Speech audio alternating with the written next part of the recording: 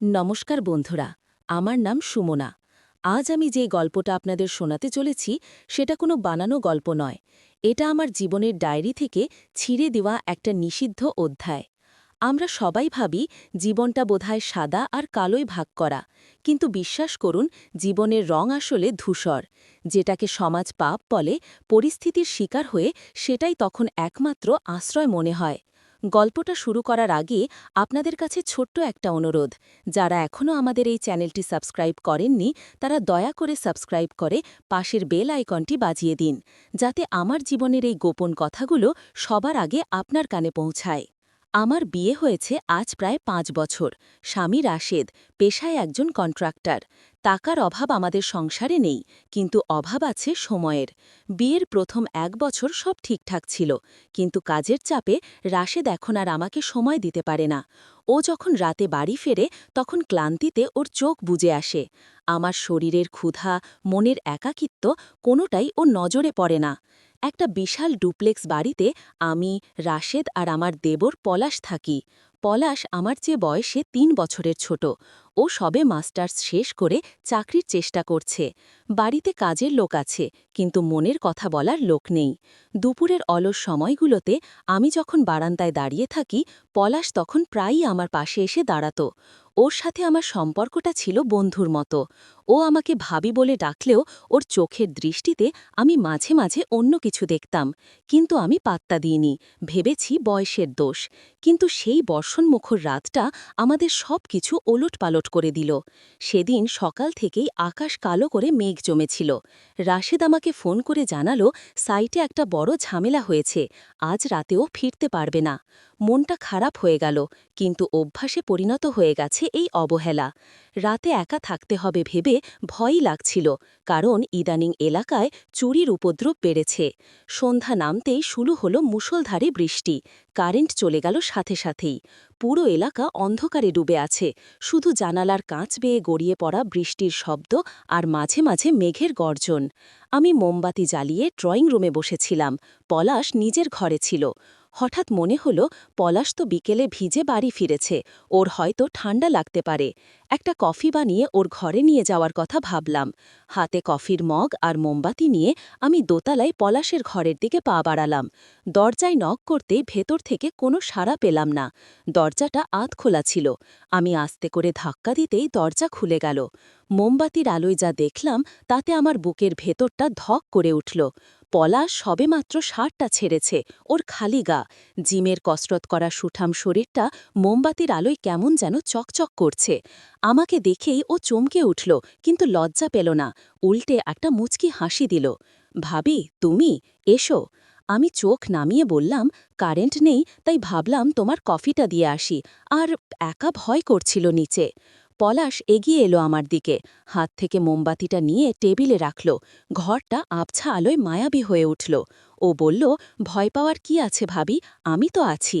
ওর গলার স্বরে এমন কিছু ছিল যা আমাকে একই সাথে আশ্বস্ত করল, আমার অজানা এক আশঙ্কায় ফেলল। আমি ফিরে যেতে চাইলাম, কিন্তু বাইরে তখন ঝড়ের তাণ্ডব শুরু হয়েছে। হঠাৎ বিকট শব্দে বাজ পড়ল। আমি নিজের অজান্তেই ভয় কোকিয়ে পলাশকে জড়িয়ে ধরলাম। মুহূর্তের জন্য সব স্তব্ধ, শুধু আমার আর পলাশের ঘন ঘন নিঃশ্বাসের শব্দ। আমি নিজেকে ছাড়িয়ে নিতে চাইলাম, কিন্তু পারলাম না। পলাশের হাত দুটো তখন আমার পিঠের ওপর। ও আমাকে ছাড়ল না, বরং আরও নিবিড়ভাবে নিজের দিকে টেনে নিল। ওর খালি বুকের উষ্ণতা আমার শাড়ি ভেদ করে শরীরে ছড়িয়ে পড়ছিল। আমি কাঁপা কাঁপা গলায় বললাম, পলাশ, ছাড়ো, এটা ঠিক হচ্ছে না। পলাশ ফিসফিস করে আমার কানে বলল, কেন ঠিক হচ্ছে না ভাবি, ভাইয়া তো নেই। ও কি বোঝে তোমার এই একাকিত্ব? আমি রোজ দেখি তোমাকে, তুমি বারান্দায় একা দাঁড়িয়ে থাকো, তোমার এই সুন্দর চোখের নিচে কালির দাগ আমার সহ্য হয় না। ওর কথাগুলো তীরের মতো আমার বুকে বিঁধেল। এত বছর ধরে জমানো অভিমানগুলো যেন বাঁধ ভেঙে বেরিয়ে আসতে চাইল। আমি আর প্রতিবাদ করতে পারলাম না। পলাশ আমার চিবুকটা ধরে আমার মুখটা ওর দিকে তুলে ধরল। মোমবাতির আলোয় ওর চোখে আমি কামনার আগুন দেখতে পেলাম। সেই আগুন আমাকে পুড়িয়ে দিচ্ছিল না, বরং আমাকে গলিয়ে দিচ্ছিল। ও আস্তে আস্তে আমার মুখের কাছে মুখ আনল। ওর গরম নিঃশ্বাস আমার ঠোঁটে আছড়ে পড়ছিল। আমি চোখ বন্ধ করে ফেললাম। সমাজ, সংসার, নীতি সবকিছু সেই মুহূর্তে তুচ্ছ মনে হলো। পলাশ আমার ঠোঁটে আলতো করে চুমু খেল। সেই স্পর্শে আমার সারা শরীরে বিদ্যুতের শিহরণ খেলে গেল। আমি নিজের ওপর নিয়ন্ত্রণ হারিয়ে ওর চুলে হাত ডুবিয়ে দিলাম। ও আমাকে বিছানায় বসালো।